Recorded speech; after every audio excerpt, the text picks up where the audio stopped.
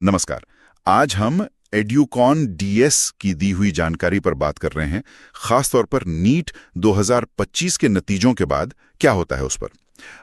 हमारे पास जो सामग्री है वो ये बताती है कि रिजल्ट आने के बाद का जो वक्त होता है ना, वो अक्सर उम्मीदवारों और उनके परिवारों के लिए थोड़ा मुश्किल भरा होता है, कंफ्यूजन वाला।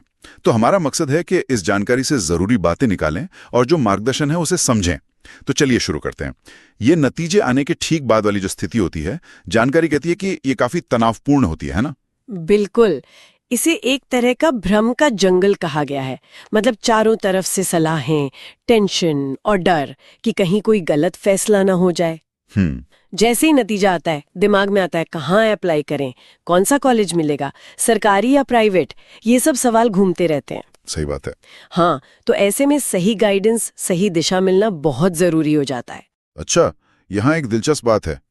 लोग सोचते हैं कि रिजल्ट के बाद ही सब करना है, लेकिन ये जानकारी कह रही है कि असली काम तो रिजल्ट आने से पहले ही शुरू हो जाना चाहिए, खासकर एमबीबीएस सीट पक्की करने के लिए। ऐसा क्यों? हाँ, ये बहुत अहम नुक्ता है।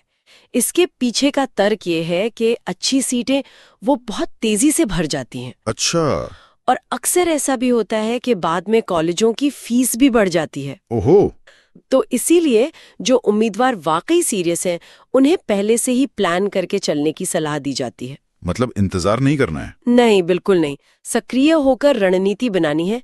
इसे सबसे महत्वपूर्ण समय भी कहा गया है। और इस रणनीति में मदद के लिए कुछ खास टूल्स का भी जिक्र है, जैसे एआई आधारित विकल्प भरना और विशेषज्ञ सलाहकार। ये सुनने में तो बहुत हाईटेक लगता है। हाँ, सुनने में लगता है, पर देखिए ये काफी प्रैक्टिकल है। एआई आधारित विकल्प भरने का मतलब है कि सॉफ्टवेयर जो है वो पिछले सालों के ट्रेंड्स देखता है, कट ऑफ, रैंक, आपकी पसंद। अच्छा, सारा डेटा। हाँ, सारा डेटा एनालाइज करता है, तो सिर्फ अंदाजा नहीं लगता, तथ्यों के आधार पर लिस्ट बनती है कि भाई यहाँ चांस ज्यादा है। ठीक है। और सलाहकार की भूमिका भी बहुत अहम बताई गई है। यहाँ उन्होंने अपने अनुभव का भी जिक्र किया है, भारत और विदेश में 5,000 से ज्यादा छात्रों की मदद करने का। तो अनुभव भी मायने रखता है? बिल्कुल, व्यक्तिगत मार्गदर्शन बहुत जरूरी है इस प्रक्रिया में। ये तो हुई विकल्पों की बात, लेकिन एक और बड़ी चिंता होती है पैसा, माता पिता के लिए। इस आर्थिक पहलू के बारे में क्या कहा गया है? क्योंकि एमबीबीएस की पढ़ाई सिर्फ एक कोर्स तो है नहीं। बिल्कुल सही मुद्दा उठाया आपने, और जानकारी भी यही कहती है, इसे सिर्फ कोर्स नहीं बल्कि एक लंबे समय का निवेश माना गया है। निवेश। हाँ, इसलिए सिर्फ कॉलेजों की लिस्ट देना काफी नहीं है।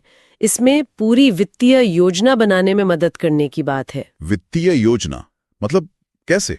मतलब जैसे अलग अलग कॉलेजों की कुल लागत क्या होगी, और इसमें सिर्फ ट्यूशन फीस नहीं। हाँ, वो हिडन कॉस्ट्स। हाँ बिल्कुल, छिपी हुई लागतें, जैसे हॉस्टल, मेस, किताबें, एग्जाम फीस वगैरह वगैरह। हाँ। और साथ ही ये भी देखना कि किस कॉलेज से पढ़ने के बाद रिटर्न ऑन इन्वेस्टमेंट यानी आरओआई कैसा रहेगा, भविष्य में कमाई की क्या संभावनाएं। ये तो बहुत महत्वपूर्ण है। जी, और ये भी कि किन राज्यों में कट ऑफ थोड़ा कम रह सकता है, जहां शायद कम स्कोर पर भी एक अच्छा विकल्प मिल जाए। तो अगर हम सार निकालें तो इन स्रोतों से यही लग रहा है कि नीट में सफलता के लिए सिर्फ अच्छा स्कोर ही काफी नहीं है। बिल्कुल नहीं। सही समय पर सही जानकारी के साथ प्लानिंग करनी होगी, और विशेषज्ञ मार्गदर्शन, एआई जैसे टूल्स का इस्तेमाल, और हाँ, वित्तीय पहलू को ध्यान में रखना, ये सब बहुत जरूरी है। हाँ, और इसमें एक और दिलचस्प बात यह है कि इसे सिर्फ सलाह की तरह नहीं देखा गया है। अच्छा, तो फिर किस तरफ? इसे एक तरह की रणनीतिक साझेदारी कहा गया है।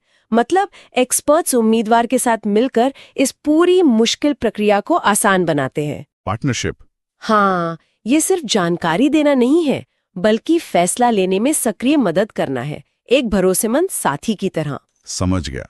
ये एक अलग नजरिया है। और जाते जाते एक सवाल में श्रोताओं के लिए छोड़ना चाहूंगा। ये जो बार बार जोर दिया जा रहा है कि नतीजे से पहले कदम उठाओ, फीस बढ़ सकती है, क्या ये भविष्य में मेडिकल शिक्षा की फाइनेंसिंग और उसकी पहुंच में कुछ बड़े बदलाव की तरफ इशारा कर रहा है? सोचने वाली बात है। बिल्कुल, इस पर विचार करना जरूरी है।